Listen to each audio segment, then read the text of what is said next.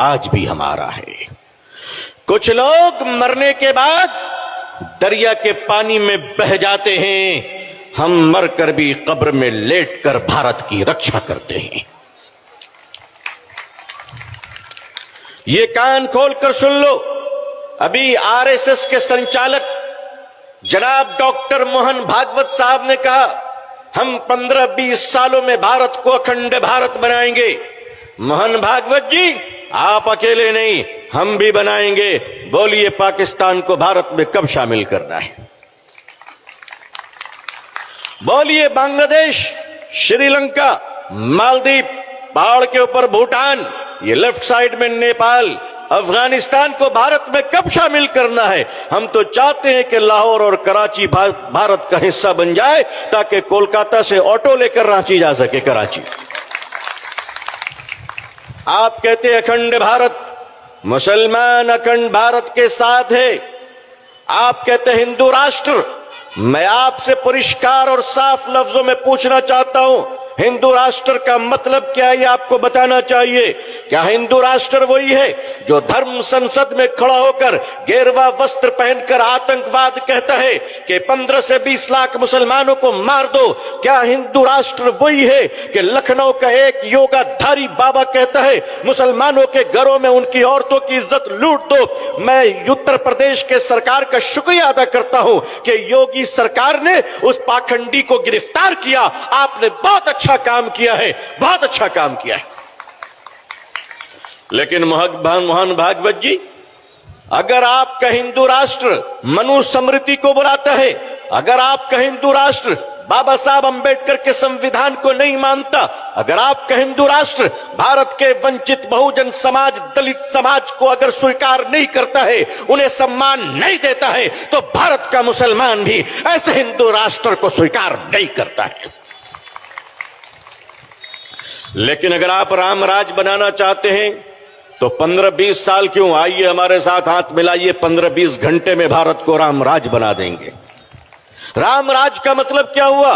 जहां एक कुत्ता भी भूखा ना सोए, जहां किसी पर अत्याचार ना हो, जहां किसी पर जुल्म ना हो, जहां किसी की मॉब लिंचिंग ना हो। राम राज का मतलब क्या है? जहां मिलावट ना हो, जहां दवाओं के नाम पर नकली दवा ना दी जाए।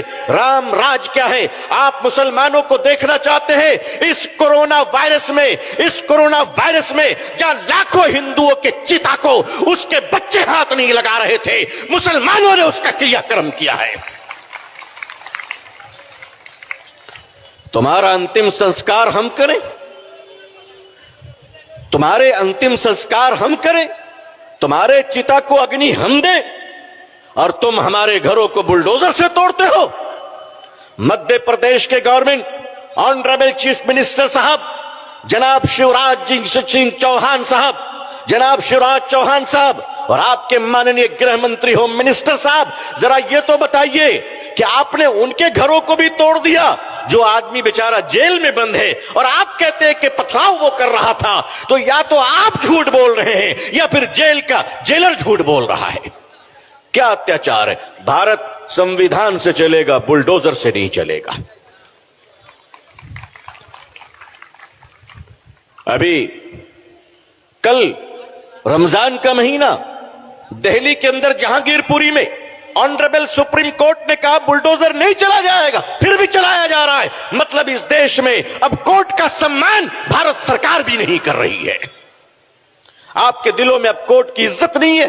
अरे हमसे पूछो, बाबरी मस्जिद तुमने छीन लिया, हमने सीने पे पत्थर रखकर कोर्ट के फैसले का सम्मान किया है। हम कोर्ट के फैसले मानते हैं तो मस्जिद को भी दे देते हैं, बर्दाश्त कर लेते हैं। आप बुलडोजर चलाते हो तो ऑनरेबल सुप्रीम कोर्ट के ऑर्डर की भी इज्जत नहीं करते। ये देश कहां जा रहा है? आज लीटर 200 रुपए भी हो जाए, कहते हैं मुसलमानों की दुश्मनी में कबूल कर लेंगे। आज अजान पर बात आ गई। मैंने देखा एक न्यूज चैनल की बेचारी हमारी बहन हल्दीराम में जाकर कह रही कि तुम्हारे पैकेट में उर्दू क्यों लिखा हुआ है। अच्छा, तो मेरी बहन, हल्दीराम की पैकेट में उर्दू लिखने से तुमको बहुत तकलीफ है, तो तुम्हारी कंपनी जो तुमको सैलरी देती है 2000 का नोट, उसमें भी तो उर्दू लिखा हुआ है। अरे भाई, है कि नहीं है? अरे नोट में भी तो नोट को भी छोड़ दो। आज इनको अजान से तकलीफ है, कहते हैं अजान क्यों हो रही है, अजान आज पहली बार हो रही है। अरे अजान है तो भारत जिंदा है, भारत जिंदा है। और अजान से तकलीफ है तो आज भारत के कई करोड़ हमारे हिंदू भाई अरब के देश में रहते हैं, सुबह से शाम तक अजान सुनते हैं, उनको कोई तकलीफ नहीं होती है। वो अजान सुनते कि नहीं सुनते? वो अजान सुनते, मगर रियाल मिले तो अजान कबूल है, दीनार मिले तो अजान कबूल है, दिरहम मिले तो अजान कबूल है। भारत आते ही पता नहीं कान में अजान से तकलीफ क्यों होने लगती है। भाई हम तो कहते हैं कि अजान देने से शैतान भागता है ना? हम अजान देंगे, जिसको भागना है भागो, जो इंसान होगा वो टिक जाएगा। भाई अजान से प्रेम मोहब्बत करो। आप कहते हो हम हनुमान चालीसा पढ़ेंगे, आप दिन रात पढ़ो, हम आपका सम्मान करेंगे, जरूरत पड़ेगी तो आपको पानी भी पिलाएंगे। हमें आपसे कोई तकलीफ नहीं है, हमें कोई तकलीफ नहीं। आप हमारे चिड़ में पड़ते हो, एक काम करो, एक तरफ आप बैठ जाओ हनुमान चालीसा लेकर, मैं पूछता हूं तुम्हें पढ़ना आता है जो पढ़ोगे? अरे हमें चैलेंज करो, हम तो छोटे छोटे बच्चों को लेकर आ जाएंगे जो पूरे दिन में कुरान पढ़ देगा। हमारे पास हाफिज कुरान है माशाअल्लाह। आपको पढ़ना आता है? अगर आपने पढ़ा होता तो इंसान बनते, भगवत गीता पढ़ा होता तो मानवता आती, अगर वेद पढ़ा होता तो मानवता आती।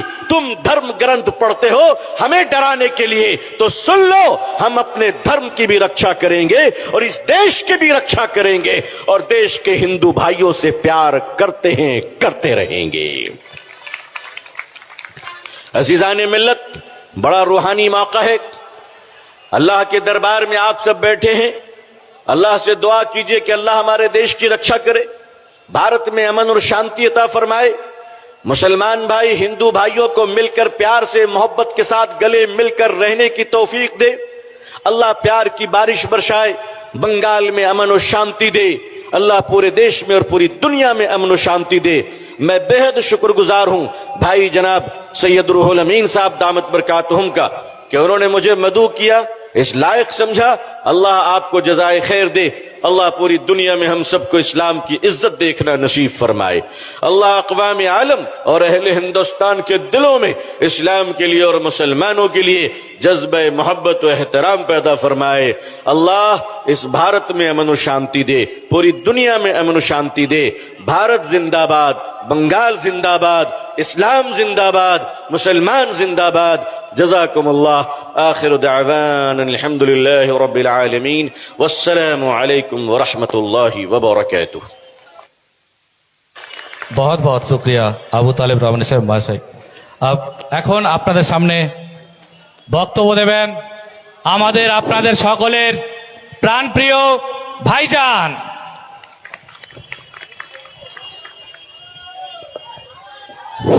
আসসালামু আলাইকুম।